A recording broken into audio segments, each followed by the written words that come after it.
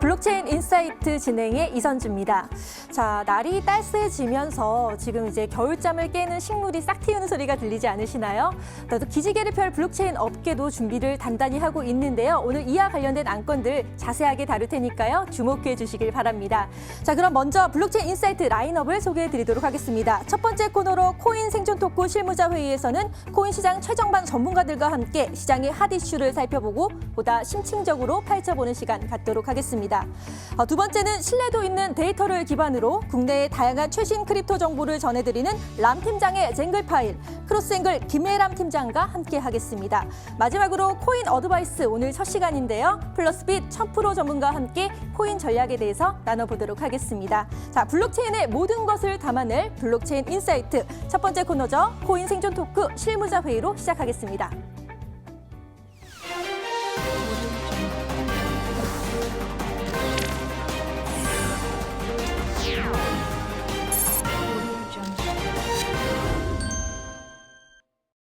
블록체인계의 지극히 개인적이고 편파적인 방송, 업계의 내밀한 속내를 시원하게 파헤쳐드리는 코인 생존 토크 실무자 회의 시간입니다. 자, 오늘도 치열한 코인판 선봉에서 열일하고 계신 세 분의 전문가 모셨는데요. 플래터 박승호 대표, 디핀의 정윤성 이사, 그리고 파이엑스고의 김기석 매니저 세 분과 함께하겠습니다. 인사 나눠볼게요. 안녕하세요. 네, 잘 부탁드립니다. 자, 그럼 오늘 실무자 회의 주간 회의로 어떤 안건들이 올랐는지 하나씩 살펴보도록 하겠습니다. 네, 바이낸스가 원화 연동 스테이블 코인을 발행했습니다. 국내 블록체인 스타트업 BXB와 손잡고 바이낸스 KRW를 공식 발표했습니다. 코로나19로 중국의 블록체인 업계에 비상이 걸렸습니다. 기술 업그레이드와 제품 개발, 채굴 사업 등이 정체가 되고 있다는 소식입니다. 3월 5일 특정금융정보법 개정안이 국회 본회의를 통과했습니다. 제도권 진입 가능성이 높아졌지만 중소거래소들의 우려의 목소리가 커지고 있습니다. 프랑스 법원이 비트코인을 통화로 인정했습니다. 이로써 비트코인 대출을 비롯한 거래 유동성이 커질 것으로 예상됩니다. 네, 오늘도 시장을 달군 흥미로운 안건들이 올라왔는데요. 세 분의 전문가님은 어떤 의견을 또 눈여겨보고 계시는지 살펴보도록 하겠습니다. 자, 먼저 정윤성 이사님, 가장 흥미로운 이슈 어떤 게 있을까요? 네, 우선은 첫 번째는 아무래도 특허법 이후로 이제 어떻게 이제 진행이 될 것인지에 대한 부분, 그게 이제 좀 중요하다고 볼 수가 있고요. 아무래도 이제 법이 제정됐다는 거는 이제 대한민국 국민이면 또 대한민국에서 등기를 낸 이제 법인이라면 누구나 이제 따라야 되는 그런 기준이기 때문에 앞으로 좀 막대한 그런 변화가 생길 가능성이 크고요. 또 한 가지로서는 이제 제도권 또 법제화가 됐다는 점에서 상당히 좀 의미가 있는 그런 부분이기 때문에 방송 때 또 여러 번 나눴었거든요, 이 주제로. 그런데 이제는 확정이 된 이후로 또 첫 번째 주제이기 때문에 한번 얘기를 나눠봤으면 좋겠고요. 두 번째로서는 이제 바이낸스가 이제 워낙 스테이블 코인을 이제 발행을 한다라고 봤는데, 우선은 지금도 이제 코인을 매매하신 분들은 가장 중요한 것이 이제 실명 계좌 이런 부분도 상당히 좀 막혀 있기 때문에 비트코인을 매매하려면 이제 원화에서 어떻게 비트코인을 바꿀 수 있는지, 원화 입금 또 원화 출금 이런 부분에 대한 어떤 불편한 점 또 이런 부분이 굉장히 좀 많이 있고요.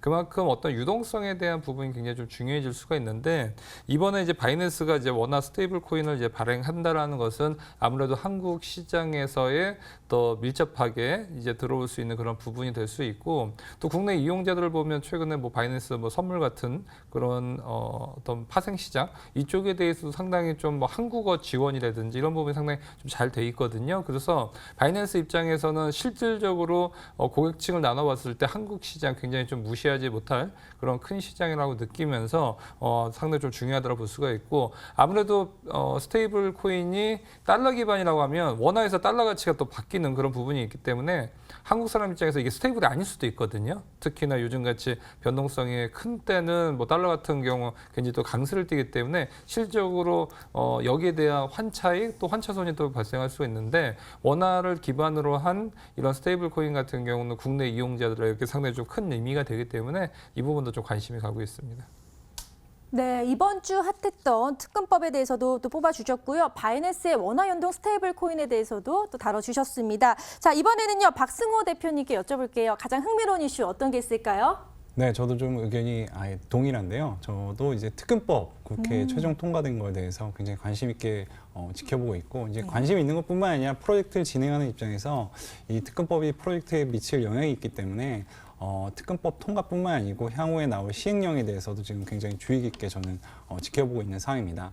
이 결국에 특근법이 거래소를 위주로 이야기되고 있지만은 특근법 안의 내용은 프로젝트에도 영향을 끼칠 수 있는 것들이 있기 때문에 시행령이 어떻게 나올지는 모르겠지만 많은 프로젝트 대표님들이 걱정하는 부분들이 있을 텐데요. 이런 부분에 대해서 향후에 어떻게 진행될지에 대해서 대응을 해야 된다고 생각하고요. 그리고 이제 바이낸스 원화 스테이블 코인 발행에도 이제 관심이 가는데요. 이 바이낸스라는 거는 전 세계 최대 거래소로 많이들 인식되고 있는 거래소입니다. 근데 이 바이낸스가 한국 시장에 대해서 지금 굉장히 많이 접근을 하고 있는데요. 이 원화 스테이블 코인 말고도 이미 한국에 이 고객 지원 센터를 오프라인 센터를 지금 개설해서 상담 대응을 하고 있는 걸로 알고 있습니다. 그래서 현재 바이낸스가 이 한국 시장에 대해서 굉장히 관심이 많은데 이 원화 스테이블뿐만 아니라 이 특근법이 통과되면서 바이낸스도 한국에 그러면 계좌를 만들어서 실제 진행할지 이런 거에 대해서 굉장히 관심이 많고 아마 바이낸스의 한국 시장 진출도에 따라서 국내 시장의 파급 효과가 상당할 거라고 생각합니다. 네, 박승호 대표님도 역시나 정윤성 이사님과 의견을 같이 하셨습니다. 특근법과 바이낸스의 원화 스테이블 코인에 대해서 또 말씀을 해주셨네요. 그럼 마지막으로 김기성 매니저님, 어떤 이슈에 가장 눈길이 가시나요?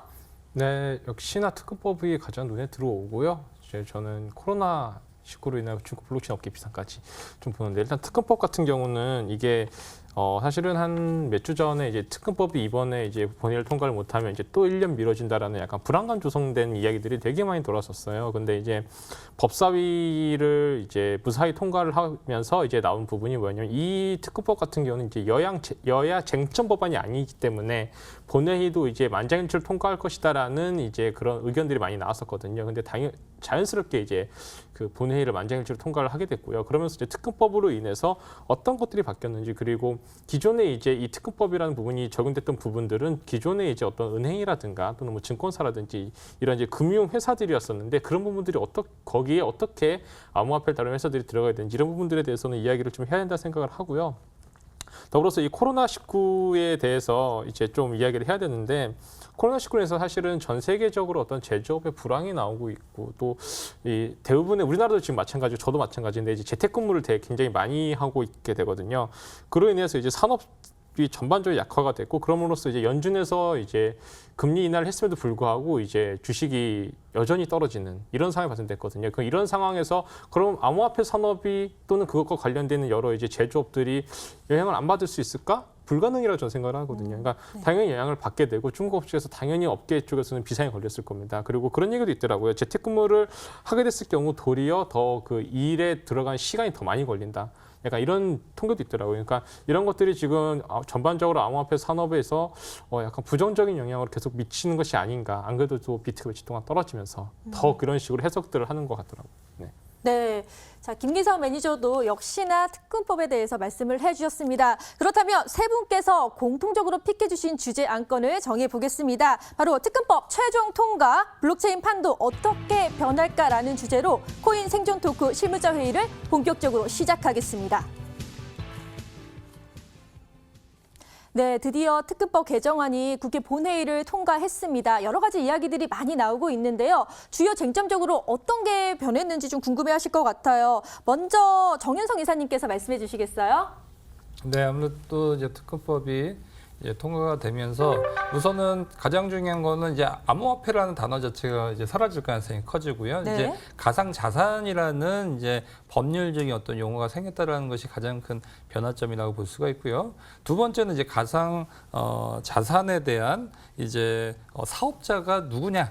여기에 대한 부분도 좀 많이 바뀌었는데, 그 부분도 같은 경우도 이제 가상 자산을 매수 매도하는 사람, 그러면 대부분이죠. 매수 매도하는 사람 대부분이 다 이제 코인을 매매를 하는 사람일 거고요.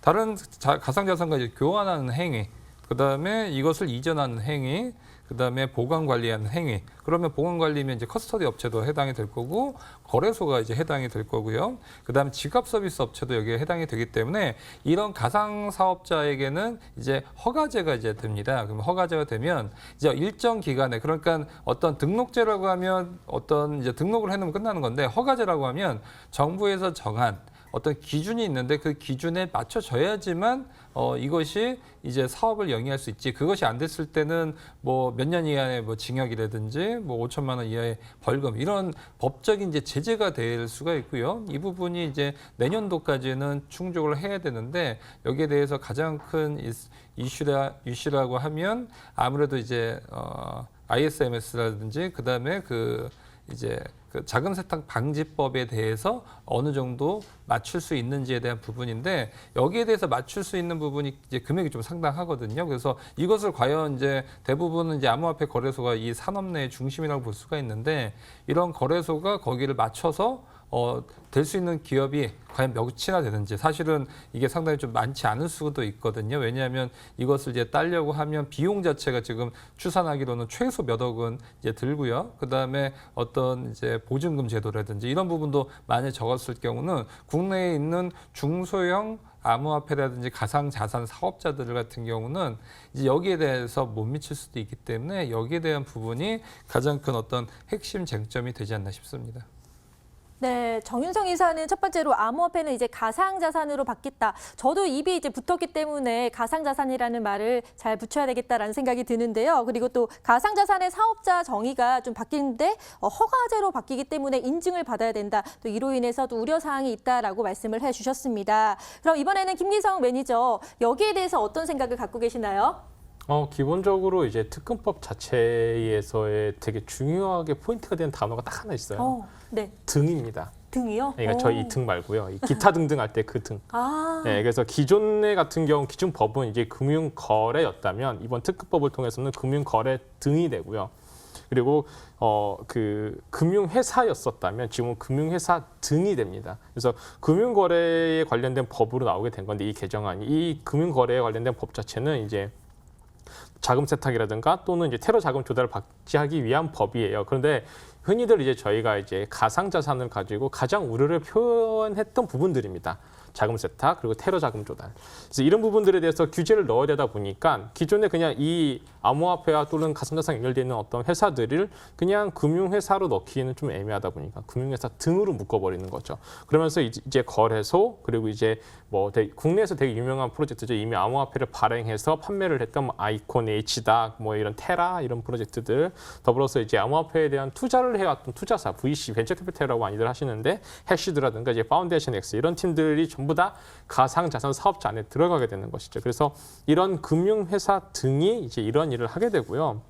더불어서 이번 특급법에 있어서 굉장히 그 중요시 돼야 되는 부분은 이 책임의 소재가 기존에 있었던 어떤 금융회사, 대표적으로 은행이겠죠. 계좌를 발행해주던 은행에서 이제 아예 가상자산을 다루는 회사 쪽으로 다 넘겨졌다는 부분입니다. 그래서 특히나 이제 사항에 보게 되면 가상자산 사업자의 의무가 나오는데요. 이 가상자산 사업자는 이제 금융위에 대표자 성명과 소유지 등을 이제 신고해야 하고 지금까지는 은행을 통한 간접 규제였지만 정부가 직접 가상자산 사업자를 규제한다. 이 얘기는 즉 무엇이냐면 은행이 가져야 될 책임을 너희들도 가져야 돼. 이런 의미거든요. 가상자산 사업자들이 너희가 사업을 영위하려면 우리가 제공해주는 규제 안에서 너희가 다 책임을 져야 돼. 이런 의미이기 때문에 이런 부분들이 굉장히 중요한 부분이 됩니다. 더불어서 방금 전에 정영생 교수님 말씀해 주셨지만은 이 ISMS와 이제 또 실명 계좌 이 두 가지가 없으면 특히나 이제 거래소는 이제 운영을 못하게 되는데요.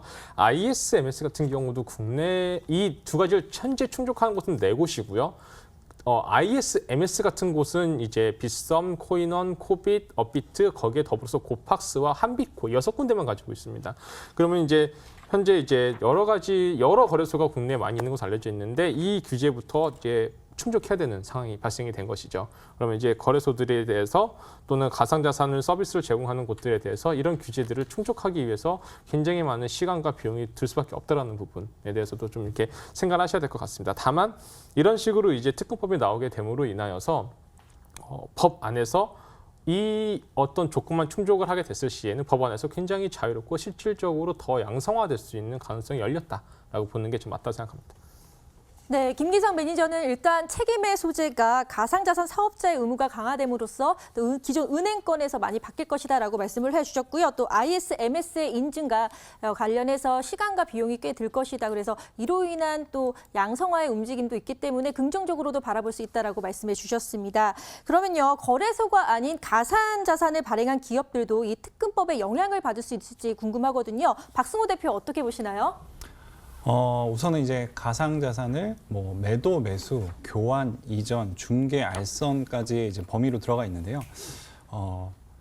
기본적으로 이 프로젝트 입장에서는 이 가상자산을 어떻게 보면 실생활에 현재는 사용하려고 많이들 노력을 좀 하고 있습니다. 그래서 근데 실생활에 이 가상자산을 사용하게 되면 결국에는 뭐 중개를 하거나 이걸 알선을 하거나 결국엔 다른 상품을 이제 사용하게끔 만들어야 되는데요. 그렇다면은 이런 행위들이 현재는 가상자산 사업자 안에 들어가게 되는 상황이라고 좀 볼 수 있습니다. 특히나 프로젝트들은 이제 자체 암호화폐 월렛을 만들 경우들이 많은데요. 이 자체 암호화폐 자체 가상자산 월렛 같은 경우에는 실제로 그러면 중개하거나 사람들이 이걸 오가는 행위를 연결해주고 있기 때문에 지금 이 사업 범위 안에 들어간다고 좀 볼 수가 있습니다. 그래서 만약에 근데 지금 많은 프로젝트들이 어떻게 보면 스타트업이고 소규모로 시작하는 곳들이 굉장히 많습니다. 그래서 이 법이 이대로 적용된다면 프로젝트들한테는 굉장히 많은 영향을 끼칠 상황이 오기 때문에 시행령에서 이 범위를 어디까지로 잡을지가 굉장히 중요하다고 생각하고요. 근데 이 법안에는 가상자산의 발행 부분이 현재는 빠져 있습니다. 그렇기 때문에 이 가상자산 발행 부분을 프로젝트들이 진행을 하고 나머지 부분을 중개하거나 알선하는 중간 업체가 생긴다면은 프로젝트들이 진행할 수 있는 방향성이 생길 수는 있을 것 같은데요. 이 부분에 대해서 향후 어떤 구체적인 구조적인 부분이 진행될지에 대해서는 지켜봐야 될 거라고 생각합니다. 네, 박승호 대표는 일단 시행령 범위 설정이 중요하고 또 가상자산 발행 부분 등에 대해서 또 명확한 설정이 필요하다라고 말씀을 해주셨습니다. 자, 이렇게 특근법이 투명한 제도권으로의 편입 가능성이 많아지기 때문에 긍정적으로 바라보는 시선도 있지만 또 중소거래소들은 도태될 수 있다라고 해서 이게 약인가 독인가라는 또 의견이 분분한데요. 여기에 대해서 또 세 분은 어떤 생각을 갖고 계시는지 궁금한데 먼저 박승호 대표께서 말씀을 해주시겠어요? 지금 원래는 이제 그 많은 거래소들이 통신 판매업을 신고하고 난 다음에 보통 사업을 개진했는데 지금은 이제 가상자산 사업자를 진행을 해야만 사업을 개진할 수 있게 된 상황입니다. 근데 이게 어떻게 보면 이전에는 그냥 신고제였기 때문에 그 사업을 신고한 다음에 바로 진행할 수 있었는데 지금 이 법은 신고제긴 하지만은 그 법안 내용 보면은 수리를 해야 된다는 내용이 있거든요. 그렇기 때문에 이 신고한 내용에서 실제적으로 처리가 돼야만 이 사업을 영위할 수 있는 상황입니다. 근데 결정적으로 그렇다는 것은 이게 어떻게 보면 허가제와 굉장히 유사한 구조를 현재 가지고 있는 상황입니다. 근데 이 허가를 받기 위해서는 지금 준비해야 될 게 결국에는 ISMS라든지 그다음에 실명 계좌 등인데 이런 부분을 준비하는 것도 굉장히 어려운데 이걸 다 준비한다고 결국에는 사업을 진행할 수 있는 게 보장되지 않는 상황입니다. 그래서 중소거래소는 그런 점 때문에 결국에는 이 요구하는 내용을 준비하기도 어렵지만 이 요구 내용을 다 준비한다고 해서 사업을 진행할 수 있는 것이냐 그거에 대해서 보장이 되지 않는다라는 부분에 굉장히 불안감을 나타내고 있고요. 그러면서 아마 도태되는 거래소들이 상당히 많을 건데요. 결국에는 IT 사업 같은 경우에는 한쪽이 독식하는 경우에는 오히려 빠르게 발전적인 부분이 많습니다. 그러면서 이게 어느 정도 구체화되고 이게 계속 발전을 더 이상 못할 때 새로운 발전 사업자가 나타나거든요. 그래서 저는 오히려 거래소들이 도태되면서 한쪽으로 몰리면서 발전은 더 빨라질 거라고 예상을 하고 있습니다. 네, 약이냐 독이냐라고 물어봤더니 일단 긍정적으로 약이 될 수 있다라고 정리를 해주셨는데요. 사실 제도권 편입이라는 게 뒤집어서 이야기를 하자면 감사할 것도 많아지기 때문에 거래소들의 부담도 커질 것 같은데요. 자, 이번에는요, 정윤석 이사님께 한번 여쭤보도록 하겠습니다. 약인지 독인지 어떻게 바라보고 계시나요? 네, 아무래도 저 같은 경우는 어떤 산업이 처음에 생겨나고 그것이 성숙화가 되고 그것이 이제 흘러가면서 이제 시장이 안정화가 될 때는 다 똑같았습니다. 지금 암호화폐만 얘기를 해서 그렇지 기존에 있었던 또 다른 산업들도 항상 신생업체가 많이 생겨나고 이것이 문제가 생기다 보니까 법제화가 되고 이것을 몇몇 군데에서 이제 아무래도 인수합병이 들어가면서 큰 업체 위주로 생성이 되고 이런 식으로 이제 시장이 흘러가는 그런 부분을 여지없이 암호화폐도 보여주고 있다라고 보면 좀 좀 큰 틀에서 이해가 좀 빠르실 것 같고요. 하다못해 한 가지 예를 들면 지금 조그만 저축은행도 그 콜센터를 다 운영을 하거든요. 그런데 지금 보면 국내에서 가장 큰 거래소들도 콜센터가 지금 제대로 운영되고 있는 곳이 사실은 거의 없고 이메일이라든지 또 어느 순간 문을 닫아서 생기는 어떤 피해 발생이 굉장히 많이 생겨나고 있거든요. 그래서 이것이 법제화가 되고 가장 법률 중에서 가장 그 어떤 강도 높고 그리고 법인 그러니까 사업을 하려는 사업자에게 가장 많은 자본금을 요구하는 게 바로 금융업입니다. 왜냐하면 피해자가 생길 수 있는 그런 가장 민감한 업종이 바로 금융업이기 때문이거든요. 그래서 제가 봤을 때 이번에 특금법이라는 것 자체가 워낙 사람들의 돈이 오고 가고 있고 거기에 따라서 어떤 피해나 폐해가 발생될 수 있는 그런 업종이기 때문에 강도 높은 이제 금융회사의 기준이 됐기 때문에 제가 봤을 때 사람들의 어떤 소중한 자산을 관리하는 그런 데라고 하면 어느 정도 좀 까다로운 기준을 정하고 또 그것이 못 미치는 곳들 같은 경우는 서로 살아남기 위한 분명히 약점이 있거든요. 그것을 보완할 수 있는 어떤 그 사진 성인의 그런 자세가 또 이번 기회에 좀 필요하지 않나라고 좀 보여집니다. 네, 정윤석 이사님, 그럼 추가 질문 하나 더 드릴게요. 좀 조심스러운 이야기지만 이제 은행권이나 증권사들도 암호화폐, 즉 가상자산 시장 진입에 대한 꿈을 좀 꿀 것 같은데 여기에 대해서 어떻게 보시나요?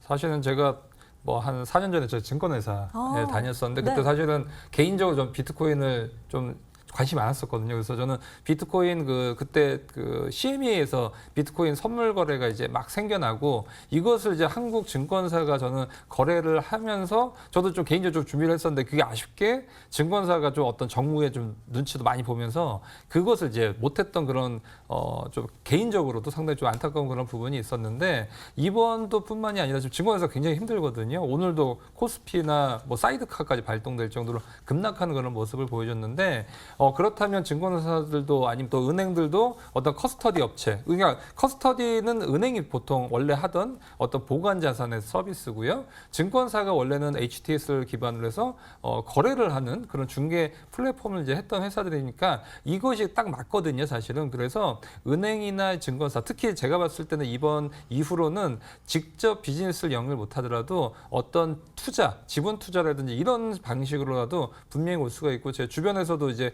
커스터디 업체 이렇게 뭐 준비하시는 분들 많이 있는데 은행권 같은 경우도 상당히 좀 관심 있게끔 보고 있어서 이것도 머지않아서 어떤 금융권들의 어떤 투자 이런 부분도 진행될 가능성이 굉장히 현실화되고 있다라고 보여집니다. 네, 은행이나 증권사들의 본격적인 가상자산 시장으로의 진입이 좀 가능성이 높아질 수 있다라고 말씀을 해주셨네요. 이렇게 양성화 방향을 잡은 이제 가상자산 시장에서 앞으로의 전망이 궁금한데요. 여기에 대해서 김기성 매니저 좀 알려주세요. 일단은 지금 계속 나왔던 말 것처럼 투명화된 어떤 제도권의 편입 이거는 굉장히 중요한 부분이에요. 특히나 이제 가상 자산에 대한 어떠한 관련된 업종에 종사하신 분들은 이제는 법적 지위를 확보했다는 것도 굉장히 중요한 부분이거든요. 그럼 법적 지위를 확보한 상태 안에서 이제 특허법 통과는 굉장히 큰 의미가 있다고 보는 게 맞는 것 같고요. 더불어서 이렇게 양성화가 되었을 때는 앞서 이제 두 분이 말씀해 주신 것처럼 이제 여러 가지 이제 산업들이 발전하게 됩니다. 특히나 이제 기준 충족치 못 미치는 곳들은 결국은 이제 M&A 형식을 통해서 이제 그 회사들이 이제 인수합병이 이루어지고 다시 그 양성화된 어떤 그 시장 안에서 더 커질 수 있는 방향도 마련해 줄 수 있고요. 더불어서 지금 저희가 이 블록체인 인사이트 방송을 통해서 디파이 이야기도 굉장히 많이 했었는데요. 이런 디파이에 관련된 산업들에 대해서 기존에 있었던 금융권들이 들어올 수 있는 길이 마련된 거거든요. 그리고 이 법 테두리 안에서 굉장히 양성화돼서 방향을 잡아진다는 의미는 무엇이냐면 이제는 지금까지는 사실은 암호화폐를 이렇게 좀 관심 있는 사람들만 하는 약간 우물안 개구리 같은 어떤 산업이었다면 이제는 정말로 대다수의 사람들이 그냥 평안하게 법적인 보호를 받으면서 할 수 있는 시장이 열렸다라는 것이거든요. 사실 전체 암호화폐 시장의 시총 자체가 굉장히 낮기 때문에 이 낮은 시총 안에서 저희가 이제까지 막 놀고 있었다면 이제는 이 시총이 전반적으로 같이 성장할 수 있고 산업이 발전하게 되는 굉장히 좋은 어떠한 스타트라고 생각을 하고 있습니다. 다만 이제 특허법 이제 나왔거든요. 시행령도 아직 안 나왔거든요. 네. 그러면 이게 막 우리가 막 잘 될 거야 이런 설레발보다는 이제 시작할 수 있겠구나. 이제부터 잘 준비해야겠다라고 마음을 가지는 게 좋을 것 같습니다. 맞습니다. 자, 이제 시작이기 때문에 긍정적으로 좀 바라볼 필요가 있다라고 말씀을 해주셨는데요. 자, 참여자들 입장에서는 이 특금법에 대해서 어떤 자세로 바라봐야 될지 좀 궁금한데 박승호 대표가 말씀해 주시겠어요?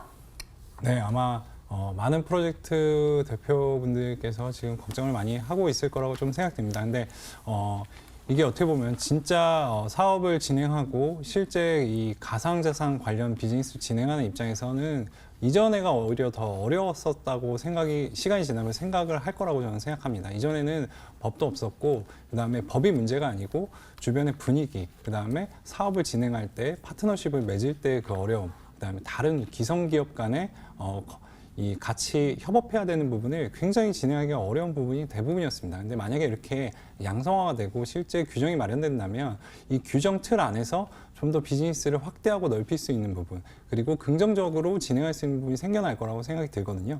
그리고 그 전에 어려운 상황에서도 열심히 헤쳐나갔기 때문에 이런 가상자산 사업자에 대한 규정이 크지만은 이 안에서도 분명히 해법이 있을 거라고 생각합니다. 그래서 현명하게 많은 대표분들께서 이 해법을 찾아서 앞으로도 더 발전적인 가상자산 사업을 진행하면 좋을 것 같습니다. 네, 가상자산이 제도권 안으로 편입됨으로써 양성화가 된다면 비즈니스가 더 활성화될 수 있다. 그 가능성에 대해서 말씀을 해주셨습니다. 자, 이렇게 오늘 이야기 나눈 특급법에 대한 안건들 자세히 다뤄봤는데요. 세 분의 한 줄 평을 한 번씩 들어보도록 하겠습니다. 먼저 정윤성 의사, 어떻게 생각하시나요?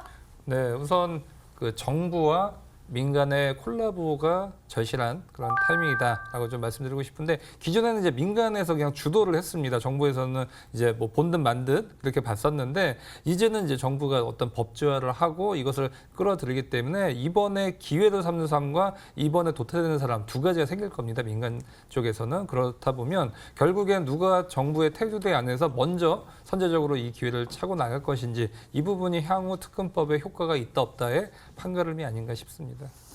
네, 정윤석 의사는 정부와 민간의 콜라보가 절실하다라고 말씀해 주셨는데요. 김기석 매니저의 한 줄 평도 한번 들어볼까요? 네, 저는 앞서 말씀드린 대로 이제부터 시작이라고 드리고 싶습니다.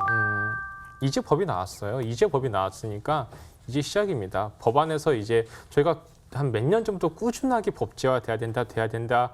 근데 그 몇 년 만에 법이 나왔거든요. 그러면 이제부터는 법 안에서 더욱더 안전하고 더욱더 진짜로 투자를 할 수 있는, 기존에는 투기판이었던 이제 정말 투자판으로 넘어올 수 있는 어떠한 그런 시점이 마련된다 생각하기 때문에 지금 이 시작부터 잘 준비하셔서 정말로 가상자산을 통하여서 많은 사람들이 좀 더 행복한 시간 누렸으면 좋겠습니다.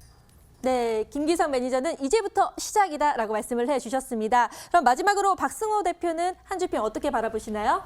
네, 많은 프로젝트 팀들이 걱정과 근심들이 있을 거라고 생각하는데요. 저는 걱정하지 말라고 얘기를 하고 싶습니다. 그래서 분명히 시행령이 마련된 다음에는 해법이 있을 겁니다. 그래서 미리 걱정하지 말고 이 시행령에 대해서 잘 지켜본 다음에 이거에 대해서 현명한 해법을 각자 다 잘 찾길 바랍니다.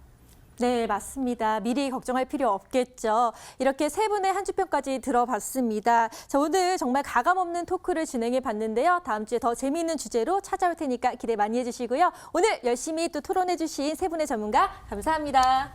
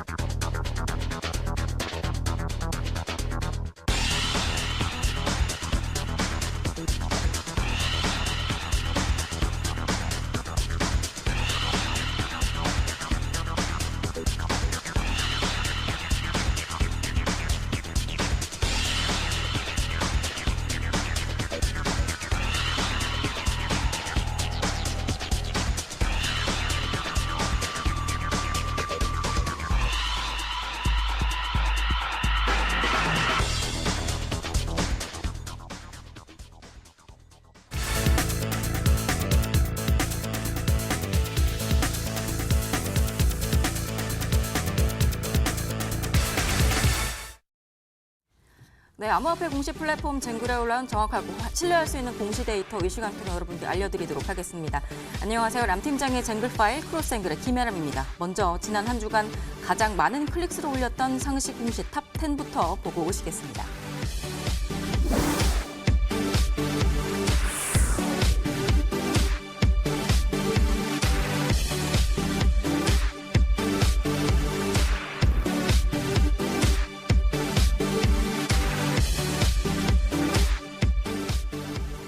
네, 네, 지난주에는 클릭수 5위를 기록했었던 애니멀고의 공시가 굉장히 독특했고 또 투자자들의 관심을 많이 받았기 때문에 설명을 좀 해드리도록 하겠습니다. 블록체인 기반 반려동물 앱을 개발하고 운영 중인 애니멀고가 지난해 한 언론사에서 일명 청담동 주식 부자, 많이 아실 텐데 MTN 보시는 분들은 많이 아실 텐데 이 이희진 씨가 경영 관여를 했다라는 의혹에 대한 보도를 한 바가 있습니다. 이에 대한 프로젝트의 입장을 해명을 한 공시였기 때문에 좀 자세히 말씀을 드리겠습니다. 이 이야기에 들어가기 전에 애니멀고가 어떤 곳인지 설명을 해드리면 인공지능으로 반려동물의 음성이나 사진만을 인식을 해서 이 건강 정보를 예측을 하고 혈통을 분석해주는 등 이러한 앱을 내놨습니다. 헬스케어와 위치 기반 기술을 활용을 해서 원스톱 서비스를 제공하기 위한 블록체인 프로젝트입니다. 이 프로젝트와 관련해 지난해 한 언론사에서 청담동 주식 부자로 알려진 이희진 씨가 함께 사실 구속 수감이 됐었던 동생인 이희문 씨가 먼저 출소를 했거든요. 이 출소를 한 동생을 통해서 애니멀고의 경영에 관여하고 있다라는 의혹을 제기한 바가 있습니다. 쟁글은 이 같은 시장 풍문에 대해서 애니멀고 측에 조회 공시를 요청을 했고 이에 대한 답변이 왔던 건데요. 애니멀고 측은 이희진 씨는 투자한 세부 사항이 없다면서 동생인 이희문 씨는 프로젝트의 시드 투자자, 초창기 투자자였지만 이 언론 보도가 나온 이후에 투자금을 모두 철회했고 투자금을 싹 뺐다라고 밝혔습니다. 또 특히 경영 결정권을 가진 대표이사를 새로 선임을 했고 사명까지 바꿨다라고 밝혔는데요. 작년에 하반기에 사명을 네오로켓에서 애니멀고로 바꿨습니다. 또 대표이사에는 기존의 코스닥 상장사인 폴리비전, 지금 이 폴리비전의 이름은 바이온으로 바뀌었는데 이 폴리비전의 전 대표이사인 김성호 씨를 새로운 CEO로 임명했다고 밝혔습니다. 이 김 대표는 현재 애니멀고 CEO 외에도 세 개 회사의 수장이기도 합니다.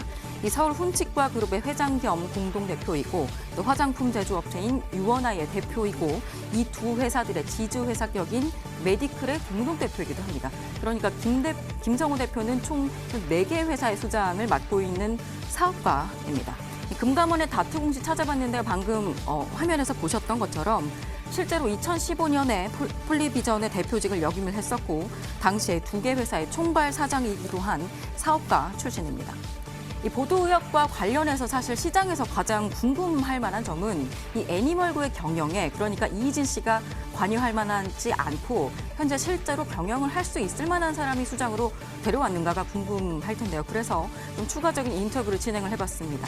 이 애니멀고 측은 김 대표는 이전부터 헬스케어 관련된 사업을 해왔다면서 이제는 반려동물도 이 사람처럼 헬스케어가 필요한 시점이 됐기 때문에 기존에 영위하고 있었던 사업들과 시너지를 낼 수 있을 것으로 생각해서 진출하게 됐다.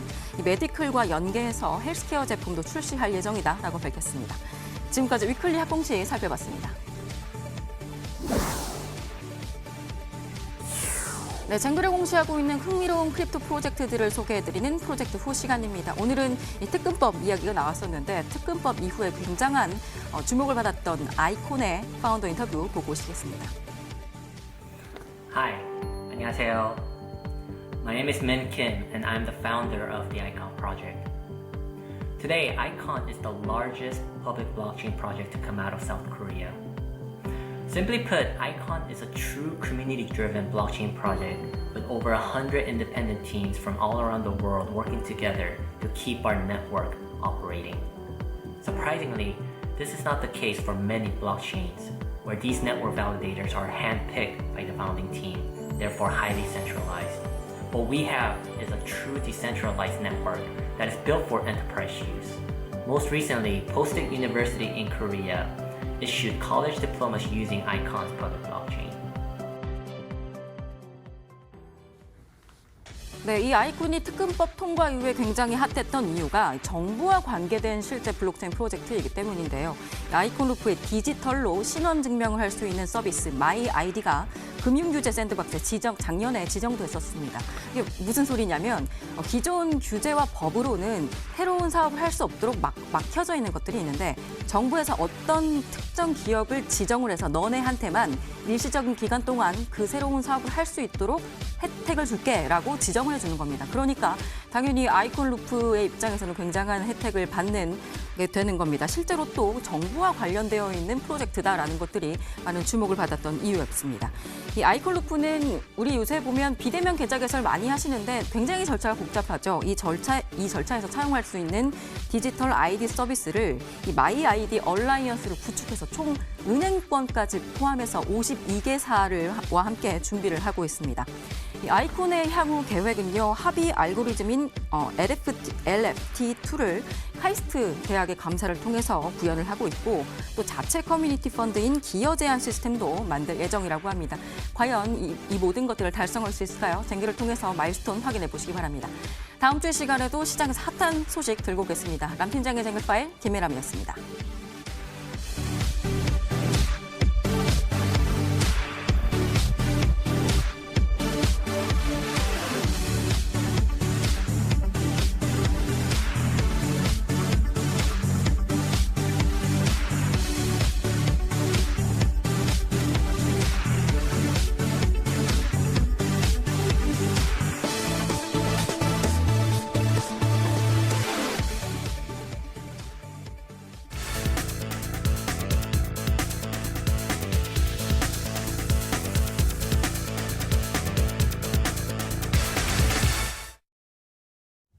어느 때보다도 코인 시장에 대한 냉철한 분석과 또 어드바이스가 필요할 때이죠. 그래서 준비했습니다. 코인 어드바이스 시간인데요. 오늘도 코인 시장에 대한 분석과 그리고 전략까지 챙겨주실 분을 모셨습니다. 코인 읽어주는 남자 리딩 전문가 플러스빗의 1000% 전문가님 나와주셨습니다. 인사 나눠볼까요? 반갑습니다. 자, 안녕하세요. 반갑습니다. 자, 우리 청자님도 반갑습니다. 자, 오늘 이제 블록체인 인사이트 이렇게 처음 출연을 했는데, 네. 자, 우리 이제 사실 투자 시장에서는 정말 핵심적인 정보도 중요하지만 또 기술적인 측면도 이제 많이 중요하거든요. 맞아요. 자, 그렇기 때문에 이제 코인 어드바이스를 통해서 자, 우리가 이제 실수를 할 수 있으면서도 이제 어려운 부분들 정확하게 좀 이제 캐치를 통해 가지고 자, 투자를 하시는 데 있어서 이제 원활하게 좀 진행이 될 수 있게끔 자, 도와드릴 테니까 채널 고정하시고 마지막에 꼭 시청해 주시면 고맙겠습니다. 네, 코로나19 확산으로 좀 증권가도 침체되어 있는데요. 코인은 또 어떤 영향을 받았는지 궁금합니다. 지난주 한 주 상황 어땠나요?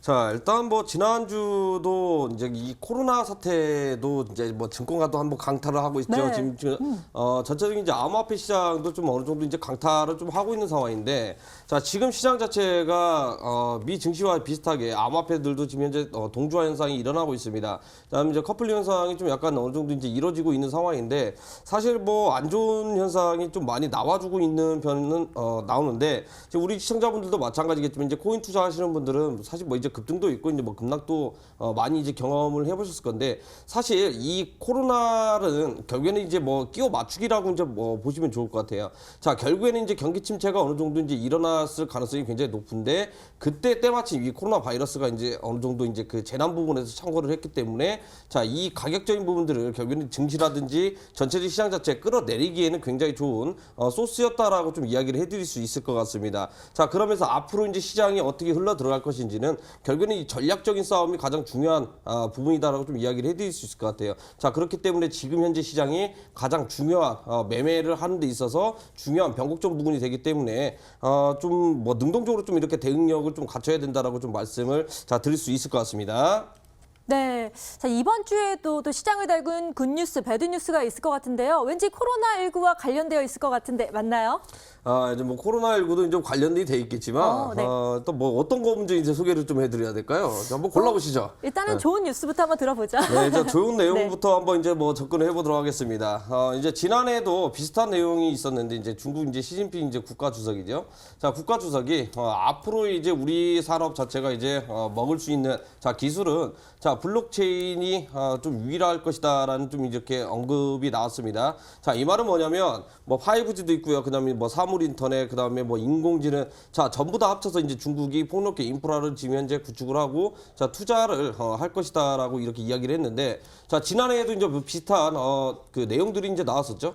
약 이제 10월 중반에서 이제 지난 이제 10월 달이었는데, 자, 그때 이제 블록체인 기술을 적극적으로 도입을 하면서 기술 개발을 해야 된다. 자, 이런 얘기가 나오면서 간밤에 어떻게 됐습니까? 진짜 이건 매매도 이제 하기 어려울 정도로 엄청난 이제 상승세가 많이 나와줬는데, 자, 이번에는 그 반대였죠. 이번에는 이제 그 반대의 흐름이 이제 나왔는데, 지금 중국 같은 경우에는 아시겠지만 5G 이제 엄청난 인프라 투자를 자 구축을 하고 있는 상태입니다. 자 그리고 이제 뭐 알리바바라든지 뭐 위치라든지 자 이런 대기업들 위주로 지금 현재 블록체인 기술도 자 개발하고 있는 상태고요. 이 블록체인 기술을 개발하고 있는데 또 이제 인민은행 또 주도로 또 이렇게 개발을 하고 있다라는 거거든요. 자 블록체인 기술을 이용을 해가지고 자 전체적인 사회적인 통합망을 자 구축을 하겠다라는 겁니다. 자 중국 입장에서는 지금 기존에 있는 금융 시스템이죠. 자 사회적 시스템이라든지 자 이런 부분들은 뭐 미국이라든지 유럽, 일본 특히나 이제 뭐 국내와도 굉장히 뒤처지기 때문에 자 이번에 블록체인 기술을 이용을 해가지고 그 신생 기술이죠 말 그대로.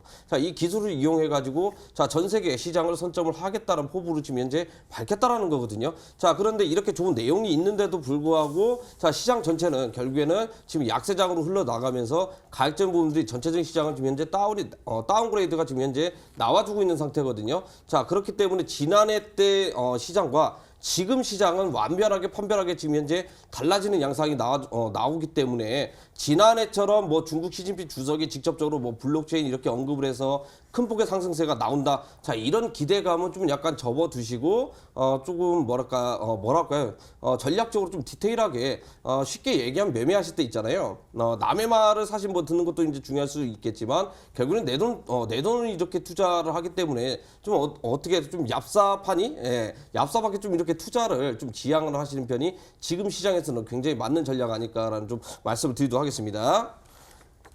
네, 굿뉴스 먼저 들었습니다. 일단 시진핑 주석이 블록체인 등 신흥 기술을 또 사회 거버넌스에 도입해야 된다는 소식이 전해졌는데요. 자, 이번에는 또 배드뉴스를 한번 들어보도록 할까요?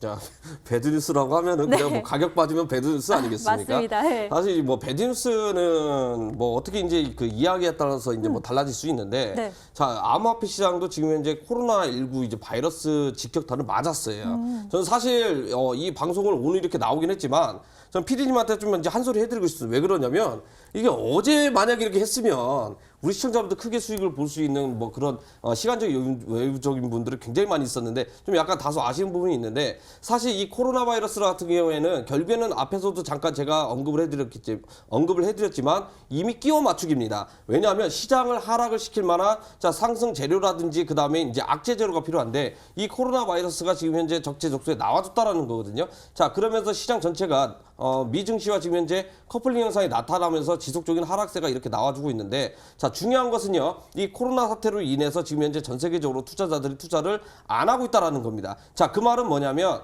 자 증시도 그렇고요. 자 지금 현재 암호화폐 시장을 살펴봤을 때 알트코인도 제법 많이 빠지고 있죠. 자 알트코인 빠지면은 이 반대로 비트코인 쪽으로 수급적인 부분들이 어느 정도 들어와 줘야 되는 부분이 있는데 자 비트코인도 덩달아서 이렇게 빠지고 있다라는 겁니다. 자 이 말은 무슨 말이냐면 자 전부 다 지금 현재 현금화를 진행을 하고 있다라는 겁니다. 자 현금화를 진행을 하고 있기 때문에 가격적 부분들이 지금 현재 상승세가 많이 안 나와주고 있는 상태고요. 당장은 지금 현재 상승 재료 모멘텀인 전무하다라는 겁니다. 있어봐야 다음 달에 있을 이제 비트코인 반감기가 있는데 이미 그 반감기라는 재료도 이미 캐캐문군 재료에 불과할 뿐이고 이미 선반영돼서 움직였기 때문에 앞으로는 지금 현재 이번 달까지는 미증시와 지금 현재 커플링돼서 움직이기 때문에 자 미증시 움직임도 우리가 잘 살펴봐야 되는 부분이 있다라고 좀 말씀을 드릴 수 있을 것 같고요. 어찌됐든 간에 지금 현재 투자자들 말 그대로 이제 투자 주체 세력이죠. 투자 주체 세력들은 결론적으로는 지금 현재 현금화를 진행을 하고 있는 구간이다라고 자 짧게 이야기를 해드리도록 하겠습니다.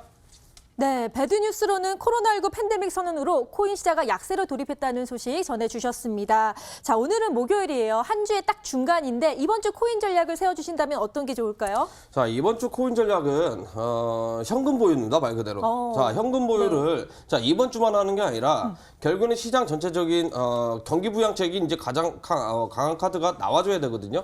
자, 그럼 이런 시장에 이렇게 유동적인 자금들이 많이 풀어졌으면 결국에는 암호화폐 시장 쪽으로도 이제 흘러 들어올 가능성이 굉장히 높다라는 겁니다. 결국 이제 투자 주체들을 살펴봤을 때, 자 주식시장으로 먼저 이제 자금들이 흘러 들어갈 거고요. 그 자금들이 일부가 이제 암호화폐 시장 쪽으로 이제 들어올 가능성이 자 굉장히 높은데 결국에는 뭐 이번 주뿐만 아니라 뭐 다음 주 사실 뭐 다음 주 시장을 예측하기에는 좀 약간 뭐 넌센스적인 부분이 있겠지만 이번 주까지만 하더라도 주말까지는 최소한 현금화 전략으로 지금 관망 자세를 좀 약간 지향을 해야 되지 않을까라는 짧은 코멘트를 좀 이렇게 남겨드릴 수 있을 것 같고요.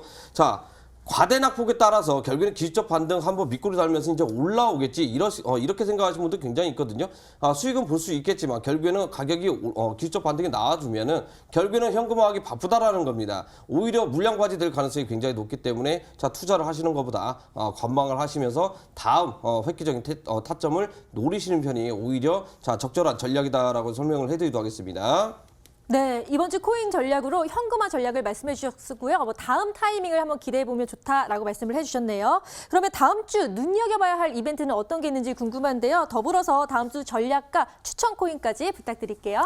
자, 일단은 뭐 다음 주 뭐 이벤트라고 치면 사실 뭐 다음 주보다는 자, 다음 달에 있을 이벤트가 가장 중요한 부분인 것 같습니다. 네. 자, 일단 뭐 크레이그 라이트 이제 뭐 이제 재판도 있고요. 그다음에 이제 뭐 비트코인 반감기, 그다음에 뭐 비트코인 캐시, 그다음 알트코인들이죠. SV까지 덩달아서 반감기가 지금 현재 예정이 돼 있는 상태거든요. 지금 시기상으로 보면 이제 약 한 달 정도 이렇게 남았는데 자, 또 이제 살펴보면 6월 달에 좀 이더리움 2.0 이제 0단계가 자, 그때서부터 이제 비로소 이제 시작이 된다라는 겁니다. 자, 세렌티가 이제 시작이 이제 될 가능성이 굉장히 높은 상태인데 아직까지는 지금 현재 돌아오지 않는 달이다 보니까 자, 가격에 언제 반영이 될지는 굉장히 우리가 이제 어려운 부분이 있다라는 거거든요. 자, 그렇기 때문에 이 그 전체적인 시세 자체는 아직까지는 수급적인 부분들이 지금 현재 들어오거나 하는 시그널적인 부분들이 많이 안 나오고 있습니다. 그렇기 때문에 앞에서도 이야기했듯이 지금 현재 우리는 지금 현재 조심을 해야 되는 단계라는 거예요. 자, 가격이 빠진다고 해가지고 아쉬워하는 게 아니라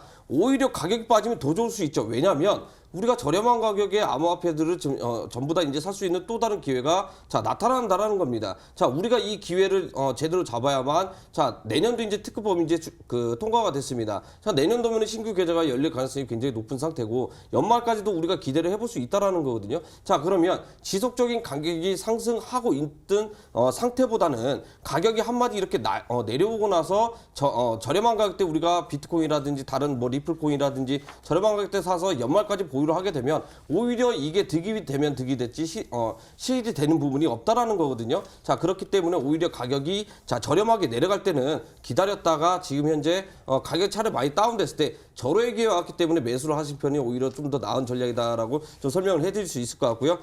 뭐 차트를 한번 보고 들어가 보도록 하겠습니다. 자, 일단은 우리 시청자분들 뭐 이제 사실 뭐 매수할 건 없어요. 매수할 건 없는데 자, 그래도 수익을 볼 수 있는 모멘텀도 있다라는 겁니다. 자, 비트코인 선물 시장도 살펴보면 자, 지금 현재 일봉상 흐름을 살펴보게 되면은요. 자, 비트코인인데요. 자, 단기적인 고점 부분에서 지속적으로 지금 현재 어떻게 나오고 있습니까? 자, 고점들이 내려가면서 지금 현재 내려가고 있는 상태거든요. 자, 그런데 고점들이 내려간 상태에서 결국에는 다 좋은 부분이 있는 게 뭐냐면 자, 이미 주봉상 데드크로스가 발생이 됐다라는 겁니다. 자, 주봉 흐름상 데드크로스가 발생이 됐다라는 것은 자, 단기간에 자, 상승을 시킬 가능성이 지금 현재 전무하다라는 거거든요. 자, 이 말은 무슨 말이냐? 비트코인 반감기가 지금 현재 재료로서는 지금 현재 사용이 되고 있지 않기 때문에 이 코로나 사태가 어느 정도 진정이 되어야만 자, 충분히 우리가 큰 상승을 노려볼 수 있다라는 겁니다. 자, 이 부분도 마찬가지예요. 자, 설날 부분이죠. 자, 지난해 하반기 때부터 시작을 했었던 단기적인 저점 구간입니다. 지금 현재 저점 구간까지 현재 내려오고 있는데 이번에 저점 구간을 자, 갱신할 가능성이 굉장히 높다라는 거거든요. 자, 전점을 만약에 갱신을 하게 된다면 새롭게 다시 한번 판을 짤 수 있는 자, 시장이 연출이 될 가능성이 높다라는 겁니다. 저점을 갱신하게 되면 장기간, 중기간 예를 들어서 2개월 정도 가는 자, 침체 기간이 들어갈 가능성이 굉장히 높기 때문에 자, 비트코인 선물을 하신다면 자, 숏포지션을 자, 운영을 하시면서 오히려 비트코인 물량을 모아가는 전략으로 우리가 선회를 해야 된다. 자, 이렇게 설명을 해드릴 수 있을 것 같고요. 자, 단기적인 흐름은 자, 아직까지는 가격이 많이 빠진 것 같지만 추가적인 하락세도 더 나올 수 있다라는 겁니다. 자, 미와 달러 기준으로 7,000불까지 이탈을 할 수 있기 때문에 비트코인 숏포지션을 이용을 해서 자, 비트코인 물량을 늘려가시는데 자, 우리가 주력으로 좀 이렇게 삼아야 될 전략이다라고 설명을 해드리도록 하겠습니다. 네, 다음 주 주목할 코인으로 비트코인 선물 숏 포지션 대응에 대한 조언을 해주셨습니다. 자, 이렇게 오늘 코인 어드바이스 시간 코인 리딩 전문가죠. 플러스비 1000프로 전문가님과 함께 해봤습니다. 감사합니다. 네, 감사합니다.